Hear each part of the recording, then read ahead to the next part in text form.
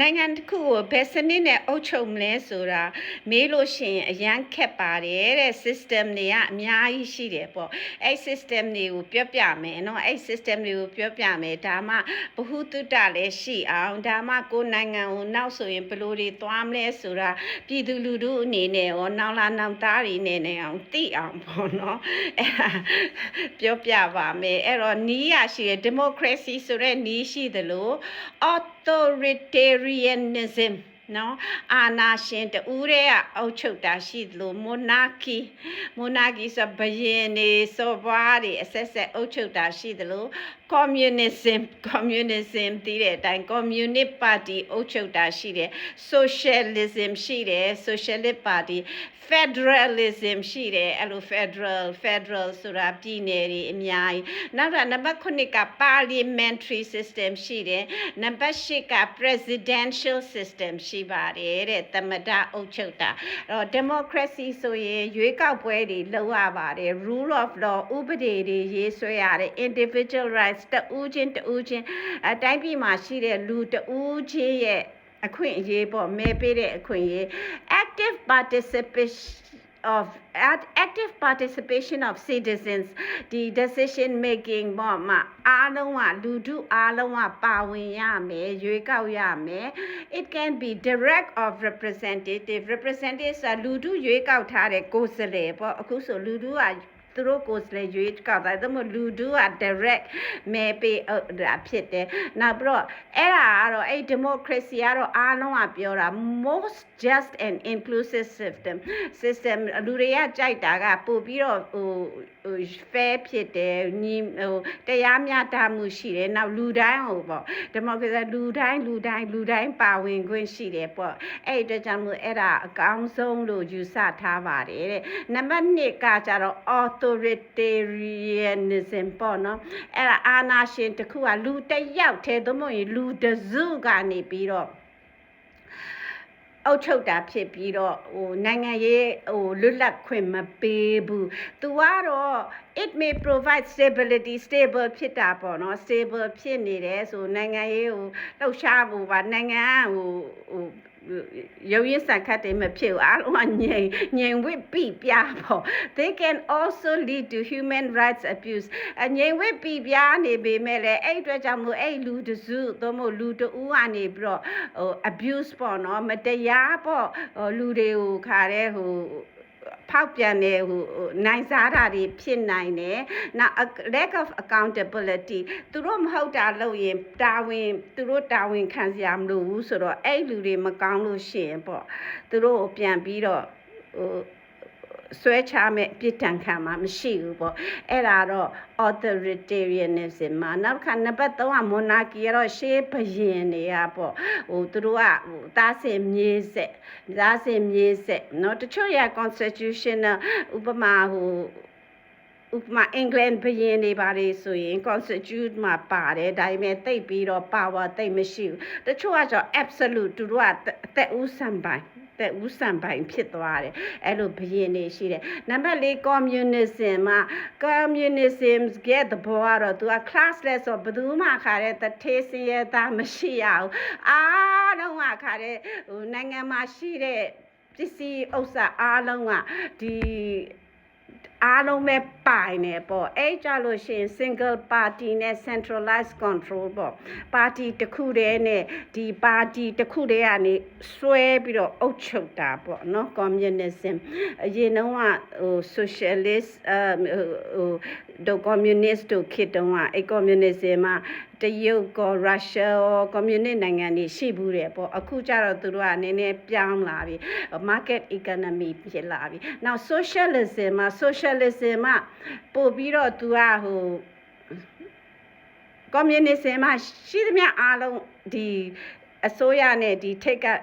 နိုင်ငံကပဲပိုင်တယ် socialism မှာကျတော့နည်းနည်း equal ဖြစ်ရမယ်ပေါ့တအားကြီးချမ်းသာတာတအားကြီးဆင်းရဲတာမရှိပဲနည်းနည်း equal ဖြစ်ရမယ်ပေါ့ equal wealth distribution ရှိရမယ်အဲ့ဒီကျတော့အစိုးရကနေပြီးတော့ဝင်ပြီးတော့ intervention လုပ်တယ်ဘယ်တော့ခါတဲ့ကျမတို့ socialist ခေတ်တုန်းကဆိုလို့ရှိရင်တစ်လကို2000တက်ပို့ပြီးတော့ ဝင်ငွေပြရင်90ရာခိုင်နှုန်းအခွန်ကောက်တာလို့အခုဆိုရင်လေဒီအင်္ဂလန်တို့ပြင်သစ်တို့ဆိုရင်လေသူတို့ဝင်ငွေများတဲ့လူကြတော့အခွန်တိုးပြီး40ရာခိုင်နှုန်း50ရာခိုင်နှုန်းအဲ့လိုကောက်တယ်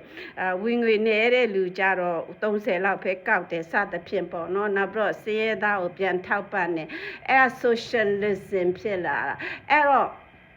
socialism ကိုပေါင်းနိုင်တယ် democracy နဲ့ socialist democratic ဖြစ်နိုင်တယ်နောက်ပြီး authoritarian governance အာဏာရှင်တယောက်ကလည်း socialism နဲ့ပေါင်းပြီးတော့အဲ့လိုမျိုးလဲလုပ်နိုင်တယ်เนาะနောက်ကနံပါတ်6က federalism မှာကြတော့ဒီ central ဗဟိုဦးစီးဗဟိုအစိုးရအပြင် regional ပြည်နယ်တွေဒေသတွေရဲ့အစိုးရကိုပါ power ခွဲပေးတာအဲ့တော့ဒီဟိုlocal autonomy within a larger nation တော့ဒီနိုင်ငံအကြီးကြီးမှာ local တဖြည်းဖြည်းနဲ့ autonomy ပေါ့သူတို့ဖာသူတို့လည်းအုပ်ချုပ်ပေါ့သူတို့ပြည်နယ်မှာနောက်က parliament system နံပါတ်9က parliament ကကြတော့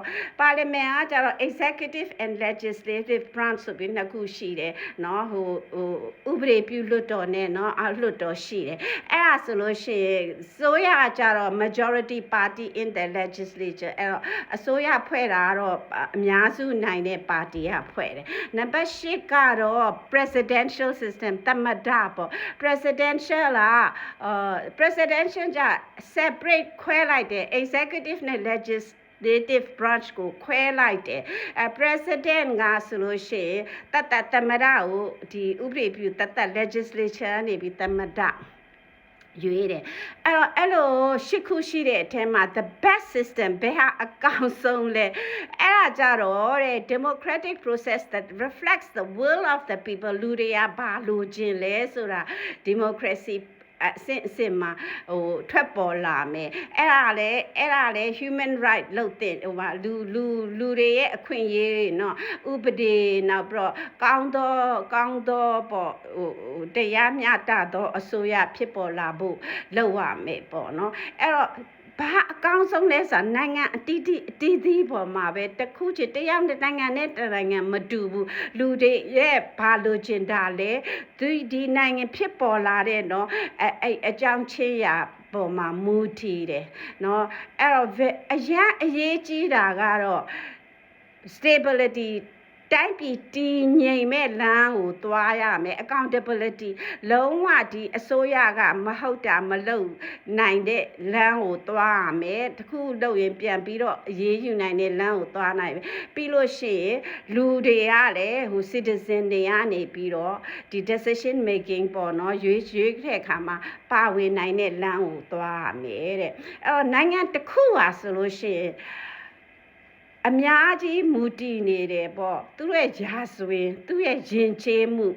သူရဲ့ value ကျမတို့နိုင်ငံဆိုအများကိုလိုနီဖြစ်ခဲ့တဲ့ရာဇဝင်ကို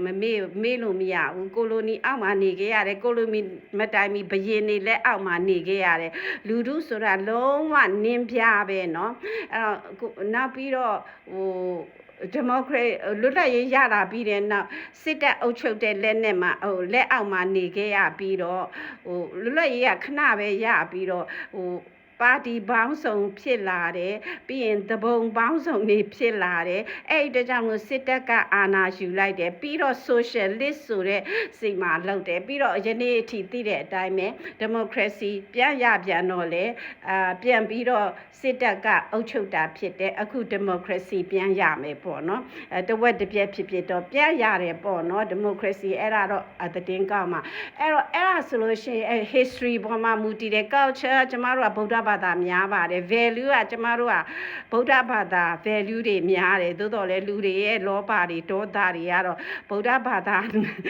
ဝင်ပြီးပို့တောင်ဆိုးတယ်ပို့ပြီးလောဘကြီးကြတယ်ဒေါသများကြတာတွေတော့ရှိပါတယ်အတိုင်းမဲ့အများစုကတော့စိတ်သဘောကောင်းကြပါတယ်နုညံ့ကြပါတယ်ဗုဒ္ဓဘာသာနော် preference အဲ့တော့လူတွေကတော့အဲ့လိုမျိုးကိုကတော့ဟိုကောင်းစားခြင်းနဲ့ဟိုကိုယ်နိုင်ငံကိုတိုးတက်ခြင်းတာပေါ့နော်နောက်ပြီးတော့အဲ့ဒါလူတို့ရဲ့အဲ့တော့ singles ဘယ်စနစ်မှ ဒီအတွက်ကောင်းတယ်အကောင်းဆုံးဆိုပြီးတော့ဖြစ်ချင်မှဖြစ်မှာတဲ့တခြားနိုင်ငံမှာအမေရိကန်လိုနိုင်ငံမျိုးကဒီမိုကရေစီကကျမတို့စီမှာဟုတ်ချင်မှဟုတ်မယ်တနိုင်ငံနဲ့တနိုင်ငံမတူဘူးဆိုတာအားလုံးသိထားဖို့ဘ ഹു တုဒပေးတာပါရှင်